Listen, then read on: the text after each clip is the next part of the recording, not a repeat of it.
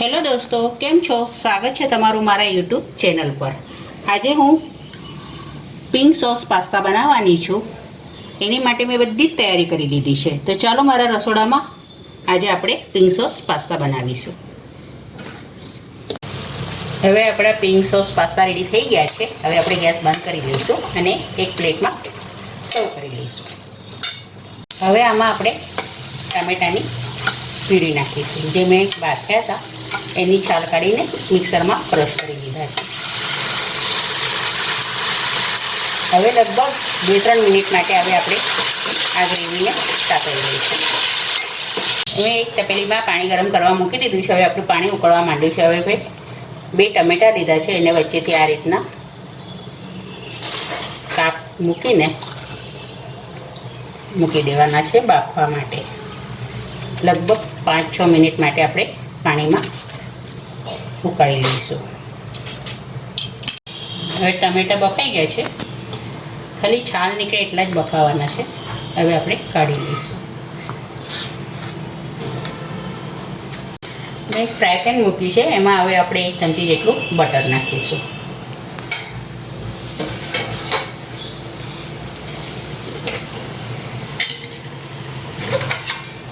અને બટર બળે ના એટલે આપણે બીજી 1 ચમચી જેટલું ઓઇલ નાખીશું।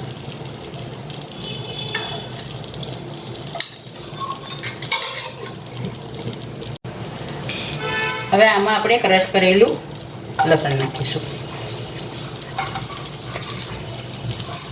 એને અડધી સેકન્ડ માટે આપણે ફ્રાય કરી દઈશું।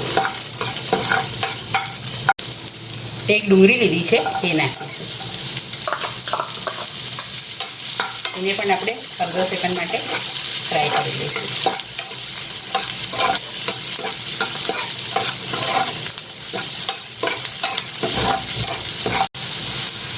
હવે આમાં આપણે ગ્રીન કેપ્સિકમ નાખીશું અને યલો કલર બેલ પેપર નાખીશું। હવે આને 1 સેકન્ડ માટે ફ્રાય કરી દઈશું।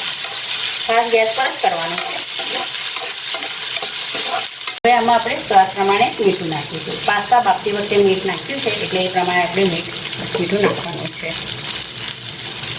અડધી ચમચી જેટલા ચીલી ફ્લેક્સ નાખીશું। અડધી ચમચી જેટલી મરી પાવડર નાખીશું અને 1 ચમચી જેટલું આપણે ઇટાલિયન હર્બ નાખીશું।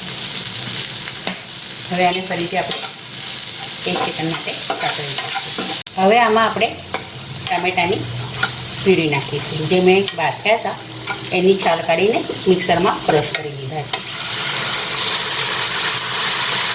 હવે લગભગ 2-3 મિનિટ માટે હવે આપણે આ ગ્રેવીને સાતળી લઈશું। આપણે પાસ્તા મસાલા નાખીશું, લગભગ 1 ચમચી જેટલો, અને 2 ચમચી જેટલો આપણે ટમેટો કેચઅપ નાખીશું। હવે આને ફરીથી આપણે 1 સેકન્ડ માટે હલાવી લઈશું।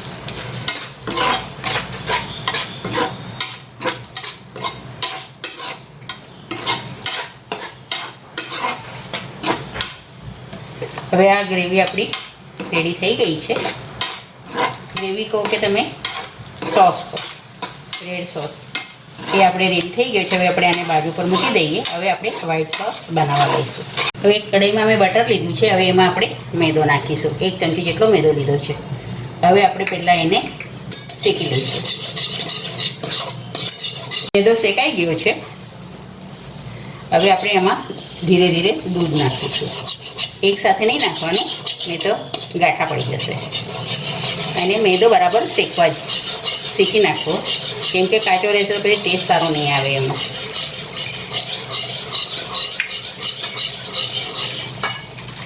હવે વ્હાઈટ સોસ રેડી થઈ ગયો છે। હવે એમાં સ્વાદ પ્રમાણે આપણે મીઠું નાખીશું, મરી પાવડર નાખીશું અને ઇટાલિયન હર્બ નાખીશું।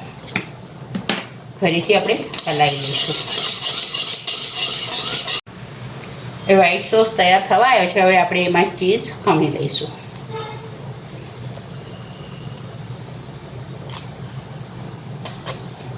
એક ટ્યુબ જેટલું મેં ચીઝ ખમણ્યું છે। ફરીથી આપણે હલાવી લઈશું। હવે આપણો વ્હાઈટ સોસ રેડી થઈ ગયો છે. હવે એમાં આપણે રેડ સોસ નાખીશું. વેજીટેબલ્સ નાખીને જે રેડી કર્યું છે એ નાખીશું આપણે. અને આપણે જે પાસ્તા બાફ્યા હતા એ નાખીશું. હવે આ બધું આપણે મિક્સ કરી લઈશું. હવે આપણે બરાબર મિક્સ કરી લઈશું. 1 મિનિટ માટે આપણે હવે એમને થવા દઈશું.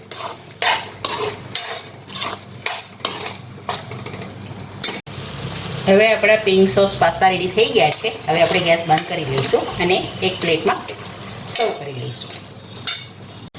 તૈયાર છે આપણા પિંક સોસ પાસ્તા. આજે મેં પિંક સોસ પાસ્તા બનાવ્યા છે. આ વિડીયો તમને ગમ્યો હોય તો લાઈક કરજો, શેર કરજો. ચેનલ પર નવા હો તો સબસ્ક્રાઈબ જરૂરથી કરજો.